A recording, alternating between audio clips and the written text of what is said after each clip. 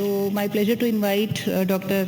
Samaresh Srivastava, youth icon in Indian ophthalmology, and has won a number of international and national awards and has made India proud at all these international forums. And he will be speaking on Phakic IOL indications and PreOp workup. Thank you for the lovely introduction, Dr. Sheetal. I think you may have overtaken me in the awards. We'll have to do a count on that at some point. So I'm going to discuss basic of pre-op workup for a phakic IOL patient, ICL patient, and I'll be omitting the sizing part on this.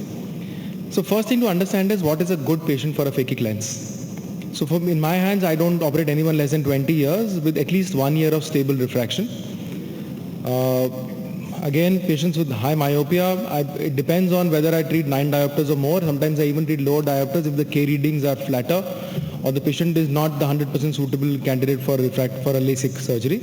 And just to show you as an example, this is a patient who's a borderline myope with some cylindrical correction, but because of low pachymetry and steep keratometry readings, this is a patient where I would not want to do any sort of refractive correction in terms of either a LASIK or a PRK. And this is the kind of patient that I will probably push for a lens ICL based or a phakic lens based surgery.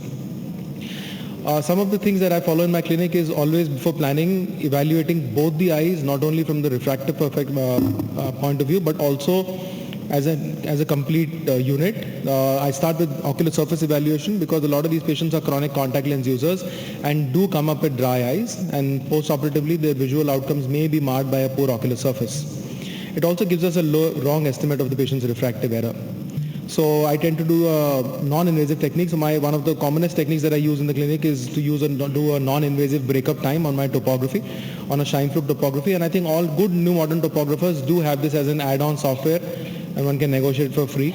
I also have lipid layer analysis, so I do a lipid analysis and the meibomian gland analysis because for some reason I'm tending to pick up a lot of patients, particularly in Rajasthan, with a lot of lower lipid layer thickness with good glands. So maybe just a week or 10 days of hot fermentation for these patients do tend to work well, and they do open up because their oil secretions do pump up after warm compresses. I also do biometry of both the eyes for many reasons, including the fact that they may develop cataract later, and it's good to have the biometric status. But one thing that I've started to look at in the new OCT biometers is also the configuration of the iris, because the posterior bowing iris in my hands has given rise to a lot of post-operative pigment dispersion. So if a patient has an iris that goes posteriorly like this, so this is the Argos from Alcon, this is the biometer. But I think most good OCT biometers will have a built-in anterior segment module, and if you have a standalone built-in standalone anterior segment machine like a Visante or something, I think it's worth, apart from white to white or seeing the sulcus, also to look at the anatomy of the iris, because these patients may land up with issues later.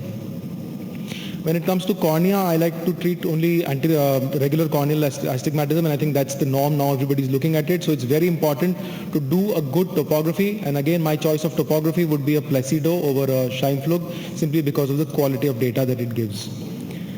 I do specular for all my patients, LASIK and ICL, and I think I learned this from Vardhaman way back when, the importance of doing specular microscopy in all refractive patients.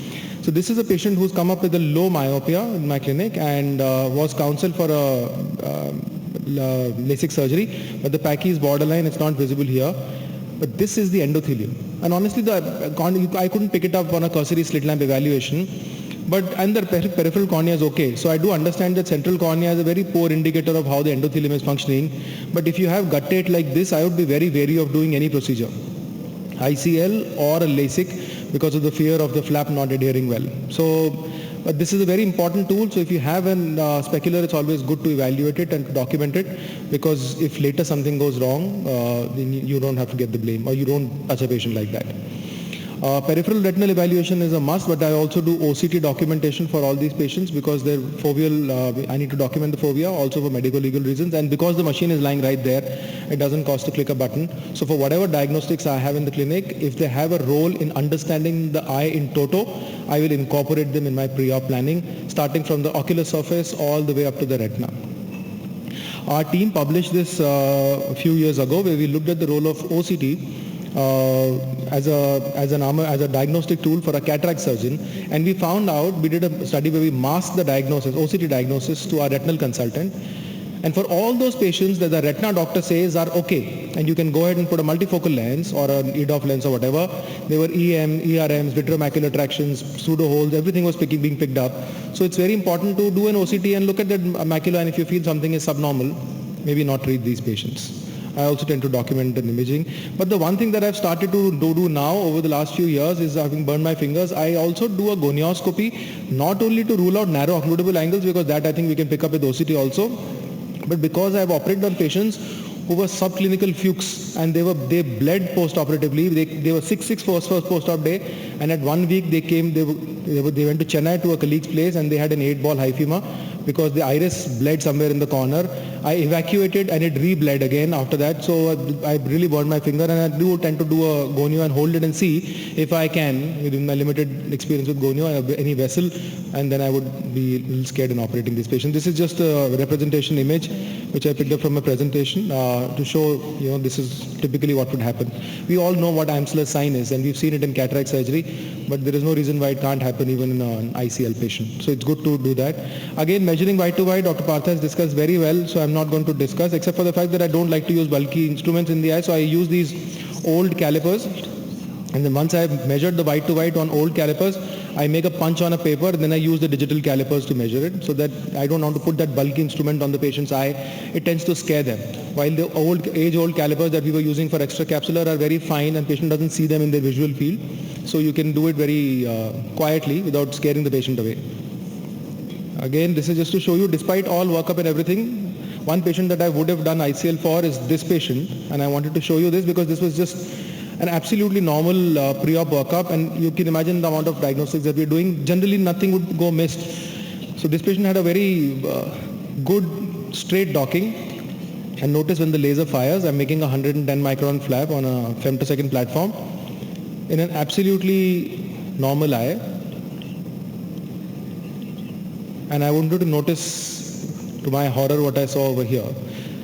This is an area of uncut tissue. So I did LASIK for a myope, low myope, and this happened.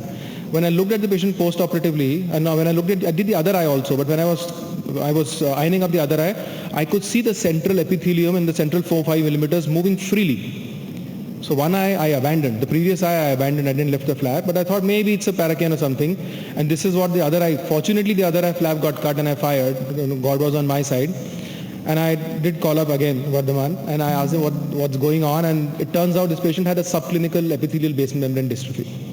So if I had done an anterior segment OCT and evaluated not for Phakic or epithelial mapping, but sheer anterior segment OCT and seen the thickened membranes, or done a retroillumination photograph, maybe I would have been wary of doing LASIK. To end my talk, it's not only pre-op but also post-op. Workup is important. Like Dr. Partha said, please evaluate and document slit lamp and on OCT or vaulting. And just to show you one of those, again, freak cases, adequate vaulting for me is 400, 500, and you need to document these patients forever. Also, please keep on documenting the retina. So to end with, this is one of those patients that has been lying with an ICL with 56 micron vaulting for the last 5 years, and I haven't developed the cataract. So while it's important to have sizing and everything, there is something more at play, and the vaulting is not really hampering, particularly with the star ICL in any of these eyes. Thank you. Thanks, Samaresh, for this nice talk. So I would just add a point to that. I think, yes, vaulting, and then you have to see whether there is any peripheral touch. Yeah. And despite the peripheral touch, then you have to observe whether there are any lenticular changes, if the cataract changes are occurring. So if there are no cataract changes, I think these patients can be very well followed. And then sequentially, if you find that they are maintaining, as your case, I think they do well. Thank you. So I think